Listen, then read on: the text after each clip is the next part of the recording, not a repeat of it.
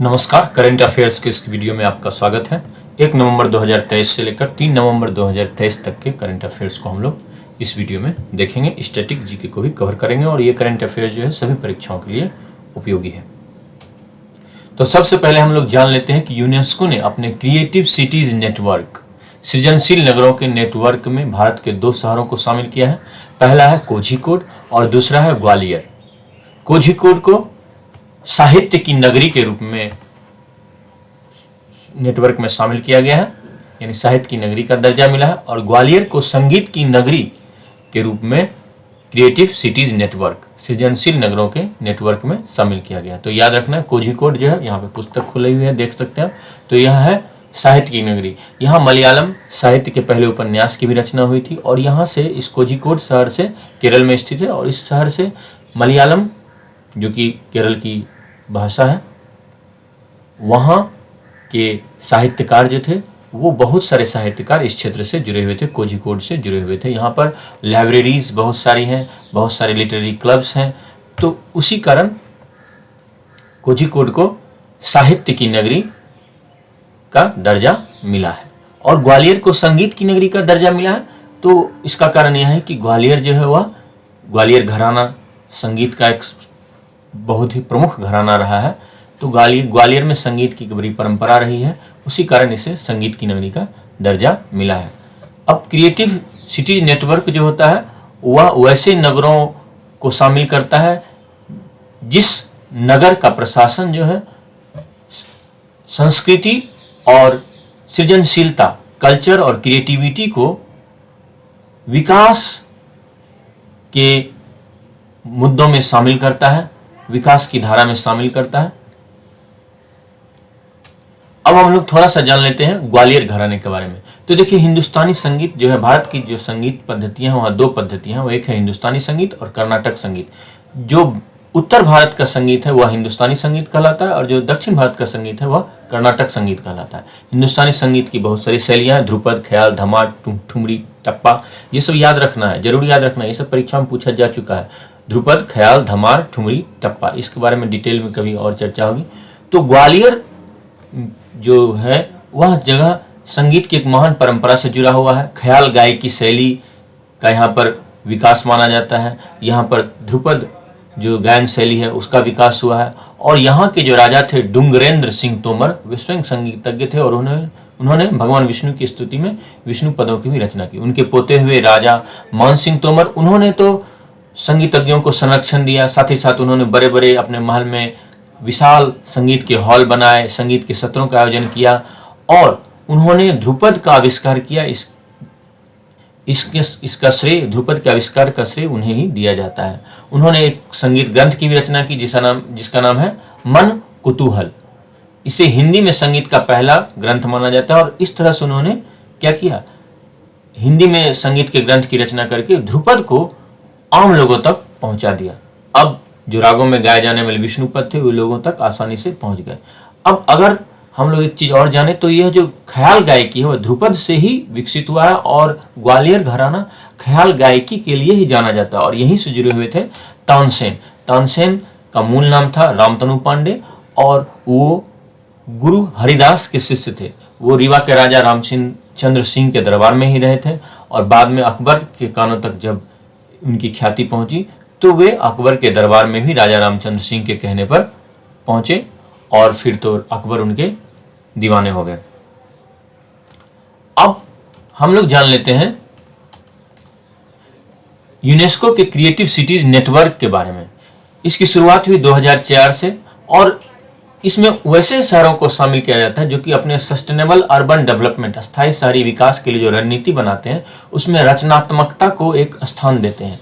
ऐसे 350 शहरों का एक नेटवर्क है और वे शहर रचनात्मकता और सांस्कृतिक उद्योग, जो कल्चरल इंडस्ट्री है, उसको क्या करते हैं, विकास योजनाओं के सेंटर में रखते हैं, केंद्र में रखते हैं और इन शहरों के बीच क्या होता है, अंतर्राष्ट्रीय सहयोग होता है। अभी यूनेस्को के जो महानिदेशक हैं उनका नाम है ऑड्रे अजोले।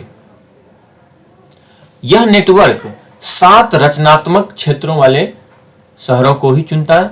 ये 7 रचनात्मक क्षेत्र हैं: शिल्प और लोक कला, दूसरा है डिजाइन, तीसरा है फिल्म, चौथा है गैस्ट्रोनॉमी यानी भोजन पाक कला, और पांचवा है साहित्य, छठा है मीडिया कला और सातवां है संगीत।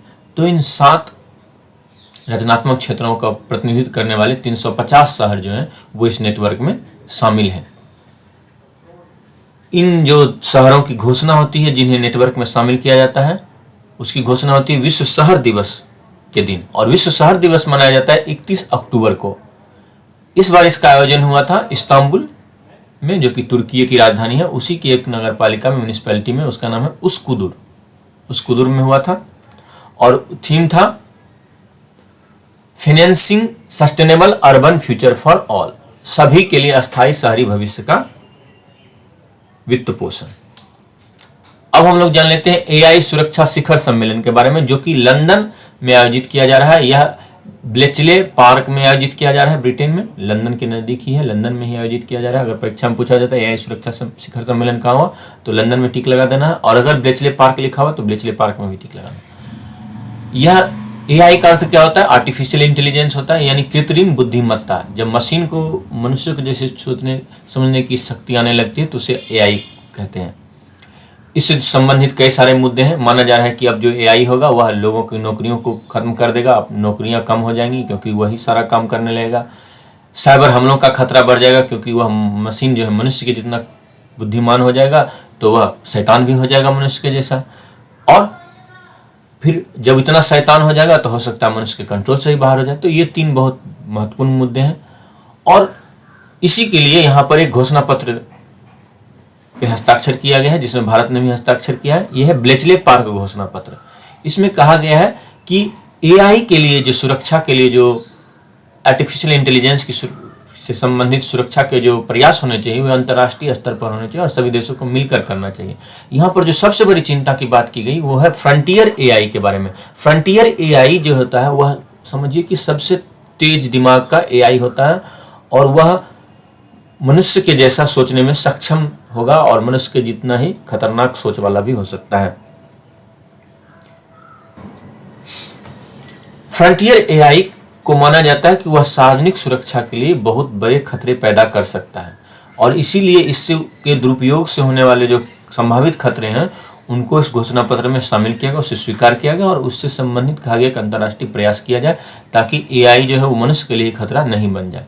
यहाँ जो ब्लेचले पार्क है इससे संबंधित है बहुत बड़े एक वैज्ञानिक गणितज्ञ जो है ब्रिटेन के, उनका नाम है एलन ट्यूरिंग। एलन ट्यूरिंग ने वर्ल्ड वॉर 2 के समय, द्वितीय विश्व युद्ध के समय, एनिग्मा उपकरण के जो कोड्स थे उसको क्रैक किया था, उस कोड को उन्होंने क्रैक किया था। ये क्या होते थे? एनिग्मा उपकरण होते थे। जर्मन की जो सेना थी, जर्मनी सेना थी, वो कोड भेजा करती थी और उसमें संदेश होते थे अपने वारशिप्स के लिए, अपने सैनिकों के लिए कि कैसे अटैक करना है और क्या करना है। तो इस गणितज्ञ ने जो थे एलन ट्यूरिंग ने उस एनिग्मा के जो कोड्स होते थे उसे क्या किया था? उसे तोड़ दिया था, और इसके कारण ही, इस कोड को तोड़ने के कारण ही जर्मनी को हराना बहुत ही आसान हुआ और भी आसान हो पाया। और ट्यूरिंग का एक टेस्ट भी है जो कि बहुत ही महत्वपूर्ण टेस्ट है। इसमें इस टेस्ट से ही पता चलता है कि आर्टिफिशियल इंटेलिजेंस जो है वह कितना इंटेलिजेंट हो गया है। इससे यह पता चलता है कि क्या मनुष्य के जैसा है मशीन भी सोच सकता है। तो इसके लिए एलन ट्यूरिंग ने एक टेस्ट दिया। वह टेस्ट यह दिया कि अगर आर्टिफिशियल इंटेलिजेंट मशीन है उससे 5 मिनट तक प्रश्न किए जाएं, और 5 मिनट के बाद अगर कोई प्रश्न नहीं रह जाता है मनुष्य के पास तो मान लिया जाएगा कि आर्टिफिशियल इंटेलिजेंस के पास जो है मनुष्य के जैसा ही इंटेलिजेंस मिल गया, मनुष्य के जैसा ही बुद्धिमान वो हो गया। और अभी तक चैट जीपीटी भी से लेकर जितने भी हैं, कोई भी बार्ड, कोई भी जो है वह इस टेस्ट को अभी तक पास नहीं कर पाया है। तो अभी तक माना जा रहा है कि आर्टिफिशियल इंटेलिजेंस जो है वो उतना बड़ा खतरा नहीं हो पाया है जितना बड़े खतरा यह हो सकता है। लेकिन जब यह मनुष्य की जैसा सोचने लगेगा, करने लगेगा पूरी तरह, तब फिर बहुत अधिक खतरनाक हो जाएगा। और इसीलिए यह जो घोषणा पत्र के लिए जो है सम्मेलन हुआ, यह एआई सुरक्षा सम्मेलन, सुरक्षा शिखर सम्मेलन, यह शिखर सम्मेलन जो है समिट, यह ब्लेचले पार्क में ही किया गया क्योंकि यहीं पर एलन ट्यूरिंग जो थे वो अपना रिसर्च किया करते थे, और इसी स्थल को माना जाता है कि आधुनिक कंप्यूटिंग, मॉडर्न कंप्यूटिंग का बर्थ प्लेस है, जन्म स्थान है यह। अब हम लोग जान लेते हैं साइमा वाजिद के बारे में। इस साइमा वाजिद, यूँ तो यह जिस पद को धारण करने जा रही है वो आमतौर पर परीक्षा में नहीं पूछा जा सकता, लेकिन पूछा जा सकता है क्योंकि ये एक बहुत ही महत्वपूर्ण शख्सियत की बेटी हैं। बांग्लादेश की प्रधानमंत्री शेख हसीना की ये पुत्री हैं और ये विश्व स्वास्थ्य संगठन वर्ल्ड हेल्थ ऑर्गेनाइजेशन की दक्षिण पूर्व एशिया क्षेत्र की रीजनल डायरेक्टर बनी हैं। क्षेत्रीय निदेशक नामित हुई हैं साइमा वाजिद। अब हम लोग जान लेते हैं अगरतला अखौरा रेल लिंक के बारे में। भारत और बांग्लादेश के बीच ये रेल लिंक है और इसकी शुरुआत के साथ ही अब 6 रेल लिंक जो है भारत और बांग्लादेश को जोड़ते हैं। अगरतला अखौरा रेल लिंक के बारे में अगर हम लोग बात करें तो इसमें जो अंतिम स्टेशन है, सीमा पर जो स्टेशन है भारत का, वह होगा निश्चिंतपुर, और बांग्लादेश का जो होगा अंतिम सीमा पर स्थित स्टेशन, रेलवे स्टेशन, वह होगा गंगा सागर। यह अगरतला भारत और अखौरा बांग्लादेश को जोड़ेगा। ये जो 6 रेल लिंक हैं भारत और बांग्लादेश के बीच, वो बहुत महत्वपूर्ण है। पेट्रापोल बेनापोल, गेडे दर्शना, सिंघाबाद रोहनपुर, राधिकापुर बिरोल, हल्दीबारी चीलाहाटी, अगरतला अखौरा, ये भारत और बांग्लादेश को जोड़ते हैं। और अगर हम लोग देख लें तो पेट्रापोल जो है वो नॉर्थ 24 परगना डिस्ट्रिक्ट में है। यहाँ पर है पेट्रापोल, यहाँ इसी के आसपास है पेट्रापोल। और गेडे जो है वह नादिया जिले में है। सिंघाबाद जो है वह मालदा जिले में है।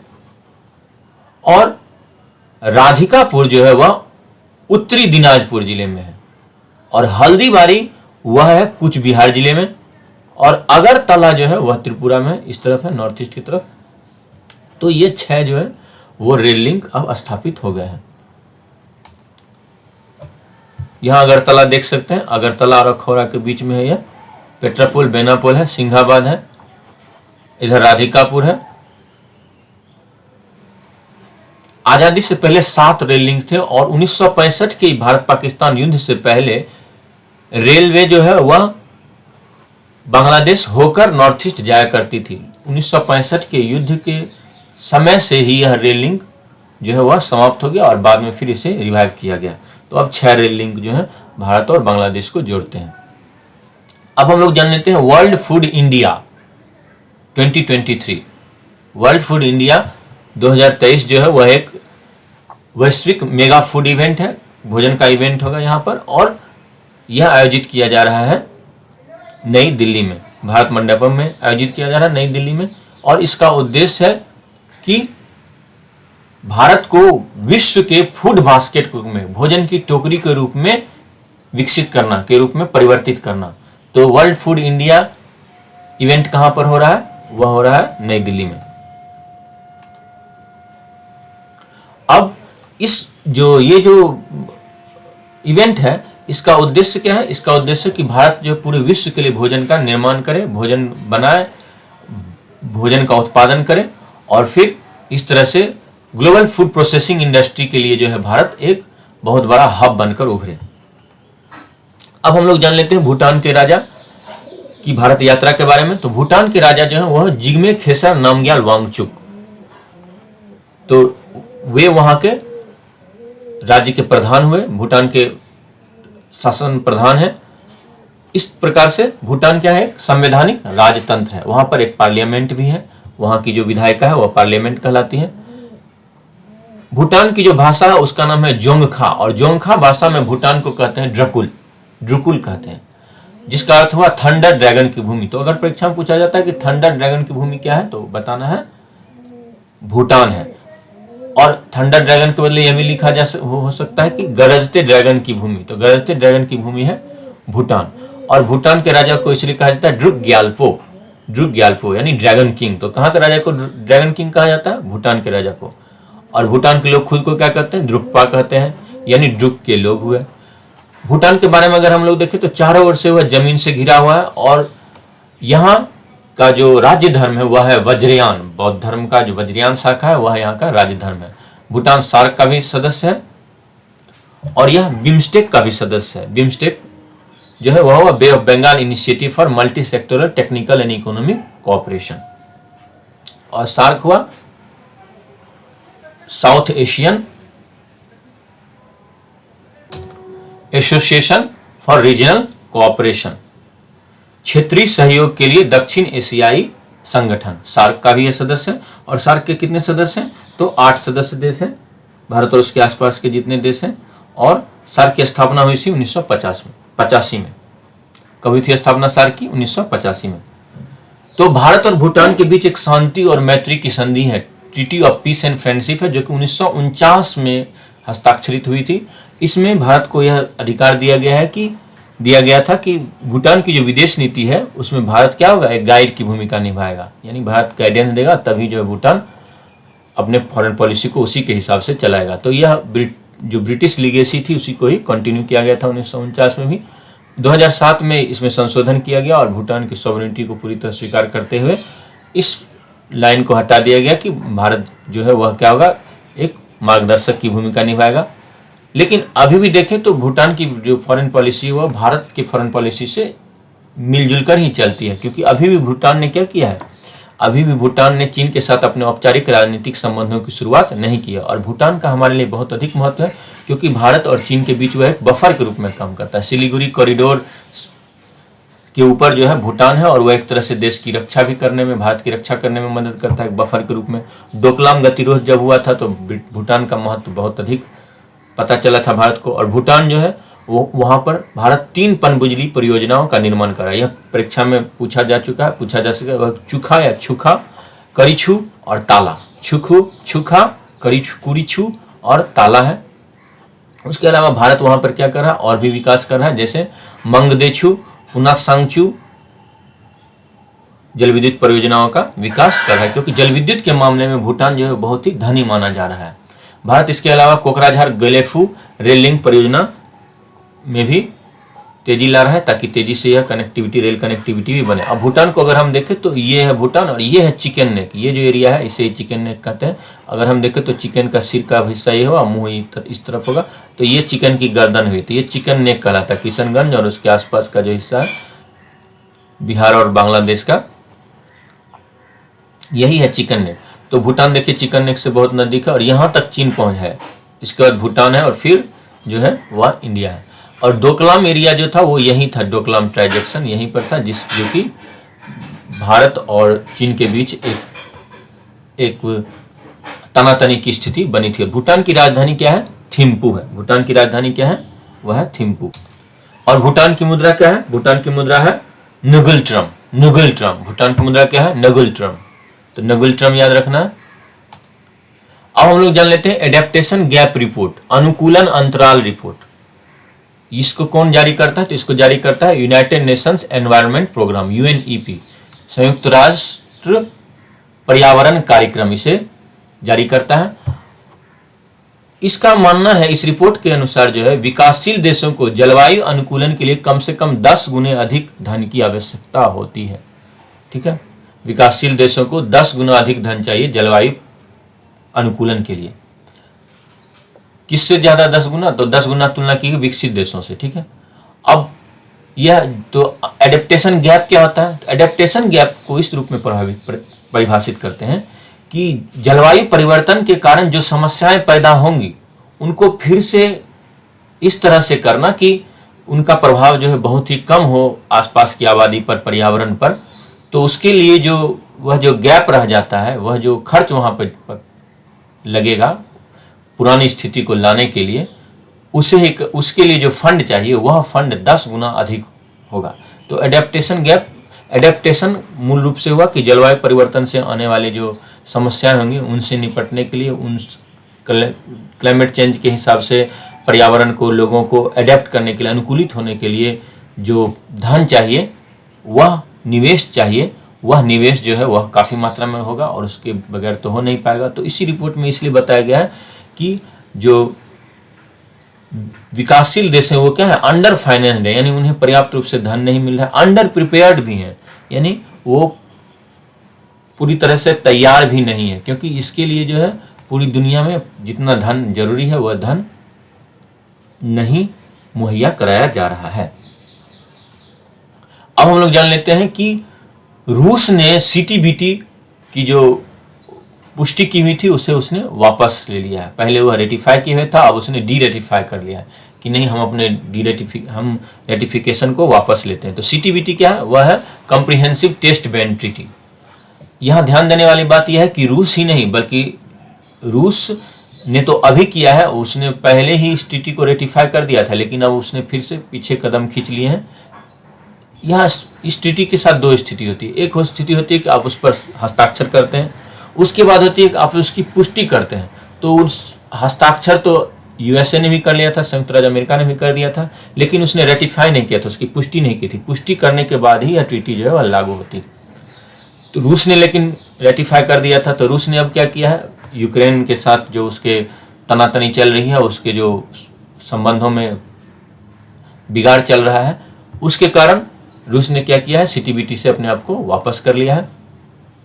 अब CTBT जो है वह Comprehensive Nuclear Test Ban Treaty है, अर्थात यह सभी दशाओं में, सभी पर्यावरणों में, यानी पानी से लेकर जमीन, हवा, कहीं पर भी परमाणु परीक्षण को यह क्या करता है, निषिद्ध करता है, उस पर रोक लगाता है। इतना ही नहीं, नागरिक उद्देश्य के लिए भी परमाणु परीक्षण करना जो है वह निषिद्ध है। सैन्य उद्देश्य के लिए भी परमाणु परीक्षण करना निषिद्ध है।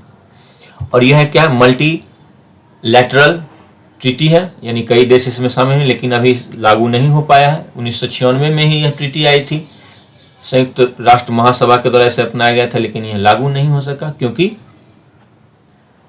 8 जो खास देश हैं जो कि परमाणु शक्ति संपन्न है, उन्होंने इस संधि को रेटिफाई नहीं किया, उसकी पुष्टि नहीं की है। तो CTBT अभी तक लागू नहीं हुआ। 1996 में इसे अपना लिया गया था तो भी। और यहाँ ध्यान देने वाली बात यह है कि भारत ने भी CTBT पर हस्ताक्षर नहीं किया, क्योंकि उसका मानना है कि यह जो है वह विभेदकारी है। उसका मानना है कि जब पहले से ही जो न्यूक्लियर पावर नेशंस हैं वो इस पर हस्ताक्षर नहीं कर रहे हैं तो भारत क्यों करें। और भारत एक ऐसे वातावरण में है, ऐसे ज्योग्राफिकल सेटिंग में है कि उसके आस पड़ोस के देश जो है परमाणु शक्ति संपन्न है। अगर भारत इस पर हस्ताक्षर कर देगा तो भारत के लिए तो भविष्य में सुरक्षा की चुनौतियां आ जाएंगी, क्योंकि भारत के बगल में चीन के पास भी परमाणु हथियार है और पाकिस्तान के भी पास परमाणु हथियार है, और उनके साथ शत्रुता का वातावरण चलता रहता है। तो उम्मीद करता हूँ कि यह वीडियो आपको बहुत ही पसंद आया होगा। तो जरूर इसे लाइक करें, सब्सक्राइब कर लें चैनल को अगर आपने अभी तक सब्सक्राइब नहीं किया है। इस वीडियो को जहाँ जहाँ आप शेयर करना चाहते हैं शेयर करें सभी सोशल मीडिया में, और कमेंट करें कि आपको ये कैसा लगा। उम्मीद करता हूँ कि आप अच्छे से होंगे। अपना ख्याल रखें। बहुत बहुत धन्यवाद।